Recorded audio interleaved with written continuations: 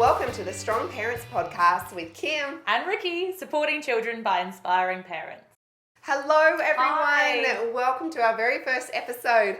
Woohoo! We're so excited for this. We have been talking about this for a long time, and we're really hoping to be able to create a really supportive community to all the parents out there that are doing such an incredible job raising these amazing little human beings in our lives. Absolutely, and I think the idea for this podcast definitely was born out of one of the Standing Strong values, which is really applying that village approach to raising families and children. And so this podcast is started to, I guess, support that and help that and encourage parents and families or caregivers to any young people out there to start those conversations and to come out of their shells and to realize that it's actually a really good thing to reach out to other networks and to help support the growth of your children and the growth of your families and yourselves during this crazy journey. Absolutely. And one of the things that we want to share with you is that there's so much parenting information out there now. There's so much advice going on and so many resources for parents. And we really want to, through our podcast, share with you that there is no right or wrong way to parent. There is no one size fits all for everyone. We're dealing with little human beings, and what works for one child I can guarantee won't work for another child, and there's so much pressure and stress on parents to get things right, and we just really want to be able to create a support network for you, or to offer you support and comfort to know that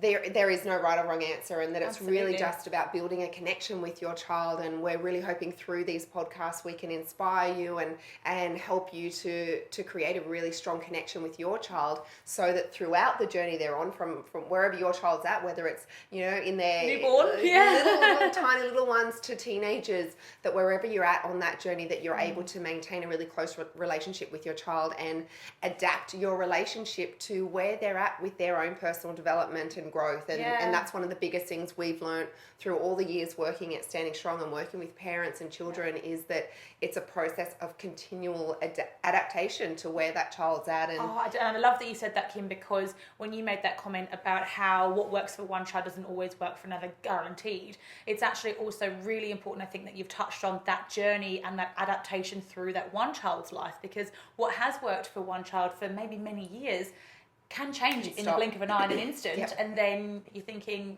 oh my goodness, I thought I knew what I was doing. I thought I had this really good rapport. I thought I had this really good connection with my child. And now suddenly we are missing each other. We're not on the same page. I don't understand him or her. Why don't they want to hang out with me? Why don't they want to be with me? And you start getting into this spiral of confusion where you once felt really sure and really responsible and connected as a parent can sometimes just change in the blink of an eye. Exactly. And this is because today, more than ever, there are more influences on our child's life than ever before. Traditionally, the family home was the primary influence on a child's life right up through their teen years. And now with the internet, with the crazy busy world we're living in, there are so many more influences on your child than just that parent or family dynamic. And so now it's not so much just the parent's responsibility or what the parent is supporting the child with. It's actually all these other, influences that are out there that are actually having a bigger impact on our children. And we want to be able to support parents to find where they fit in that,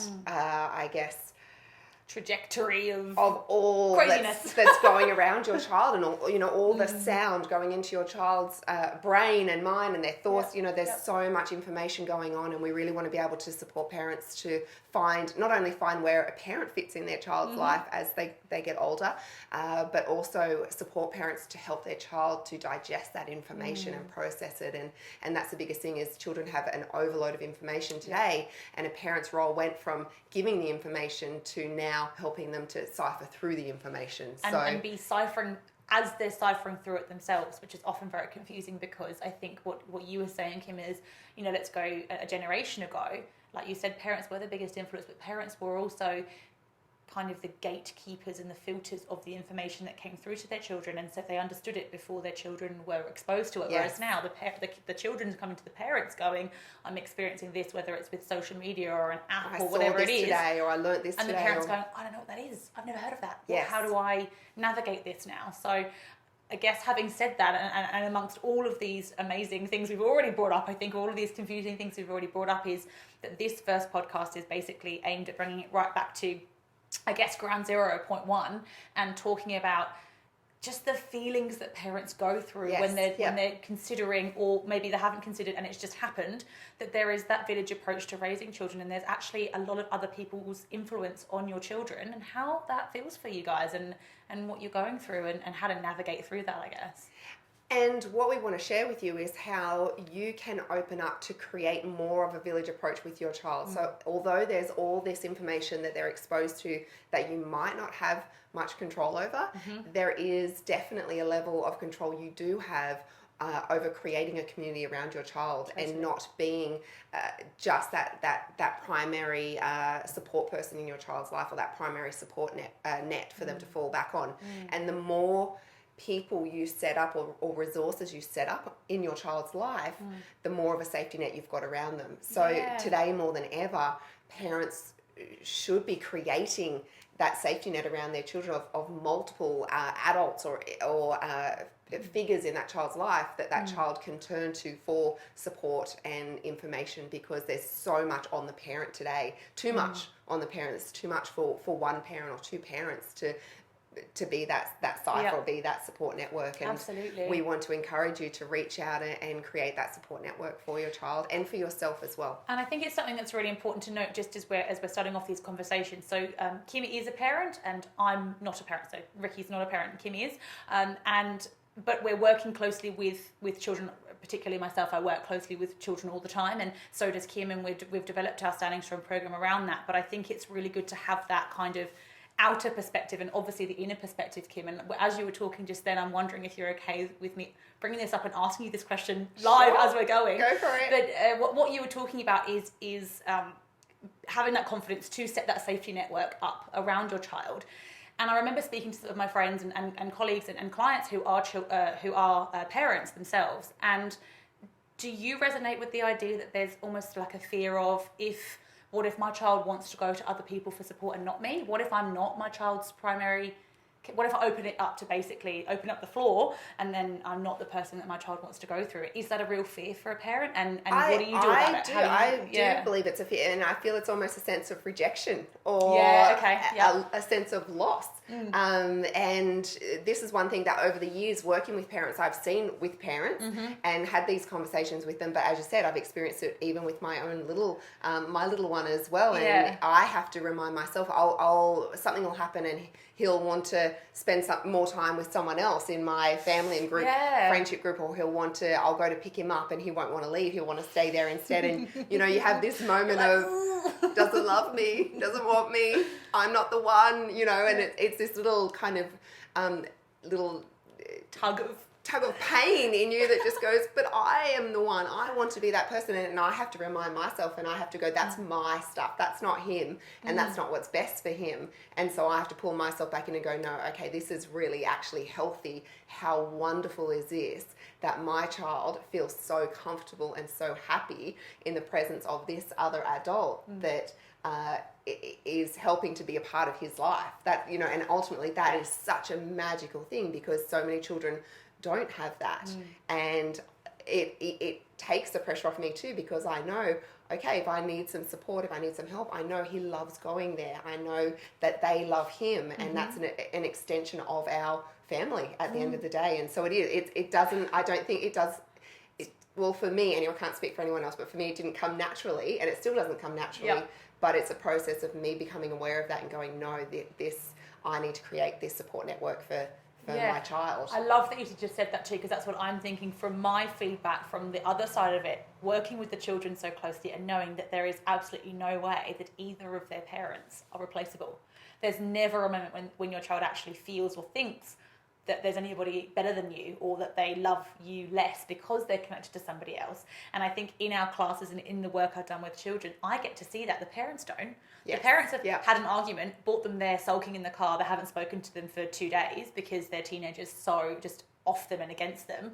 And then they come into a class with me, and that's when they express their love for their parent. But their parent doesn't get to see that, but I do. And I think that there's that that importance of that perspective to be brought there. That your your child always loves you. It's just that you're and the poor parent, because all the parent sees is the arguing and the fighting and the disconnection, and then they drop them off with you, and they're so happy, and they just want to be with you, and the parent's sitting there going, well, they're not like that with me, but it comes back to, as we said, that space of knowing it's a moment in time as well, and that every child is going through their own process of growth and learning, and there's different stages in a child's life where they thrive on that external support and connection. And it's healthy for them. And they will ultimately come back to you. Yeah, and you as a parent have set up that healthy, safe feeling with other people. So they've just not gone and done that on their own. They feel safe with that person because it's almost in your body language and your acceptance of them going that you've created that safety as well. Yes. So it's actually still a reflection of you, your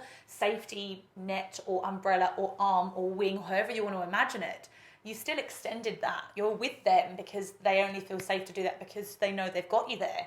So it's this invisible kind of support that is still only there. Like if you took that away and you weren't there, they probably wouldn't be half as confident to stride up to strangers or not strangers, but meet new people. I mean, and that kind of stuff, and create those relationships. With and other research people. has shown that teenagers that have a mentor or a role model outside of the immediate family home rate higher levels of self-confidence, have higher attendance at school. The whole array of traits that have been picked up on because they've got those external mentors or people that they look up to, and what feeds their confidence, their self-esteem, their sense of safety, their sense of security, of support. And so this is what we need to do as parents. We need to let go of the fear. We need to let go of this, this internal worry that if we don't do it all ourselves, then we're failing as parents, or that something's wrong with us, or that we can't handle it all, or that we're not good enough, or whatever these internal thoughts are that we have going on, and put those to the side and say, ultimately, what is the best situation for my child? What's the best environment for my child? And that is to have multiple adults, older positive role models in their life, that face-to-face role models. And there's been a big difference in the research out there about face-to-face role models. So it's actually them having someone that they can look at in the eye, emulate, or and turn to and talk with, and the impact that relationship or those relationships can have on the development of that child. So we want to inspire parents to reach out, to let go of the fear, to know that by having other people there is actually a really positive thing in your child's life, and something to embrace instead of being fearful of. Yes, and absolutely. And I think this is something that we work really closely on, and we really strongly developed this part of our Standing Strong programs, in that we encourage everybody that works with us and trains with us to reach out and create those relationships with their parents, because it's not just a case of us sitting here going, oh yeah, just let your child, choose whoever they want to go up to and create that relationship with. You as parents can still very much have an influence and be a support over that connection. And so that's why we welcome our parents to talk to their Standing Strong instructors or their team leaders or whatever it might be, because we want to have that close relationship with the parent too. You're welcome to come and talk to us and ask us about things. And so if you don't have access to a club, though, it's about looking at the people in your life and identifying those that may be willing and really excited to become a role model in your child's life. So look at your friend group, reach out to the people that you're close to, and say, look, I really would love for you to spend, would you be happy to spend half an hour a week with Jenny, or go take her out for a hot chocolate, or go for a walk at the park, or take the dog for a walk with her, and just have a chat with her and check in with her and build a relationship with her, so she has someone other than me that she can reach out to and talk with. It's about you as a parent looking for where those potential relationships could be for your child, to have a connection with other adults and other people that are older than them. And so it could be your friend group, it could be extended family, it could be people that your child's already connected to, teachers, coaches, and then other programs. There are a lot of amazing programs coming out, not just the Standing Strong ones, but in lots of communities there's wonderful programs, health and wellbeing programs, and mentorship programs and things like that. So start having a look at your community and what's out there, and really actively go and search for one or two people that you would like to develop a really healthy relationship with your child. And that's that point I think we're making, is that it's okay to be actively communicating with or reaching out to people that you think might be good role models, or that you see that your child might be generating a rapport with, or gravitating towards, and it's a good thing. It's not the parents, as parents, you can still be really actively involved in that, creating that support network, and that probably may in turn help with those feelings that some of my clients and yourself validated their kin, that it's that, oh God, they don't want me, you know, and yeah. And the thing is, it's a very rewarding thing if you approach someone and say, I would love for you to be a positive influence in my child's life. That's such an amazing thing to ask of someone. Like if someone said that to me, I would just be blown away. It's a really special thing to do. And so don't have a fear that they won't want that, or they're too busy, or don't ever assume what someone else might think or feel. So put it out there to your group. Even, on Facebook, create a little group with your closest girlfriends, or, your close friends, and say, hey guys, this is what I'm thinking of doing. I want to get some really positive, motivating people around my child. Would any of you be interested in having a little bit more to do with my child and connecting with them on a closer relationship, and, see where it goes. So Absolutely. There's so many ways you can do it. And as we said, the benefits just fantastic for your child, and creating that sense of safety around them. And we live in a world where we're not necessarily with our close family all the time now. A lot of people are out there on their own, moving around, single parent families. There's a lot of reasons where we have limited support around us at times, and so it's important for us to take that step up and take the lead with creating those close networks, not just for ourselves but for our children as well. Absolutely. And I think hoping that the conversations that we start having through Strong Parents podcast as well is helping to, maybe if you've had an inkling, or you've realised that your child might be connecting with somebody else, to go, okay, and it's given you ideas or inspired you to start something yourselves. So hopefully that from this conversation. And I think that's one of the great things too, when you see your child creating a positive relationship with someone else, it can inspire you to do new things with your child. Sometimes we can kind of have a bit of a tunnel vision of what we do with our children, and the activities we do, and the conversations we have. And that's just the routine we do. And that's our relationship, and that's the dynamics we have. And then through seeing them interact with someone else, we can sometimes see a whole nother side of them and go, oh, actually, great. She really loved, or he really loved doing that with them. Maybe I should try doing that with them as well. And it could ignite a whole nother side of your relationship with your child as well. It just breaks it up a little bit. Yeah. So, and I think one of the things that we're going to be aiming to do over these podcasts too is not only share a little bit about our own experience and what it was perhaps being brought up by our parents and in our families, and what we've experienced and what's led us to these points, but we'd love to get people on board to share their stories. So watch this space. But it brings up something for me that I remember my mum always saying, that I kind of wanted anybody in the room but her. I was always a very sort of positive, confident child that would be running around everywhere and going to anybody except for her. But in that way, it's because of the safety that she provided me in allowing me to do that. And we've actually got a really close relationship. And I always remember having a really close relationship with my mum growing up. So I don't know if that perspective actually maybe helps parents too, to think that it's not necessarily a reflection of how much your child loves you or is close to you or feels connected to you. It's actually almost an opposite indicator, that they actually feel closer and connected to you at times because they're able to go out and have these connections with other people. So I think that might be a fear sometimes too. Mum, I remember speaking with my mum about this, and she was going, God, does she just not want me? Like, she just really doesn't want me at all. But I remember thinking, my mum's got my back, she's there and she's cool, she's watching over me, but I can go and have these conversations. And now it's turned into a good relationship, It's exactly. And if your child's having a positive, healthy relationship with another adult that's motivating them and inspiring them, they're going to come back to you feeling happier. They're going to come back to you with a refreshed sense of direction or perspective on things, and that can only do good things for your relationship with your child. Questions to be asked and conversations to be had, and new avenues to explore. So this week, look at what you can do to reach out to your community, your network, to see if there's any way you can start building some really positive, motivating relationships for your child, to create that support network around both yourself and your child. And so next week, in our next episode, we're going to be taking this conversation one step further, and we're going to be looking at how we can support our children if they're starting to resist that village approach. So it's like village approach take 2, but from the child's perspective. And so from our experience and what we've gone through in the research that we know of in terms of how to help from the other point of view, so maybe you as a parent are really seeking all of those role models and really wanting to have that village approach but your child might be not feeling it and not so keen. So we'll be talking about that perspective and insight on that as well. So. And this quite often happens if your child is starting to go through quite a few challenges and they've started to disconnect a little bit, they've started to go within a little bit, so they might be quite fearful, anxious, and just just resistant to any kind of external support or connection. And so that can be a really difficult thing for parents when parents identify, I do need support, my child does need some support.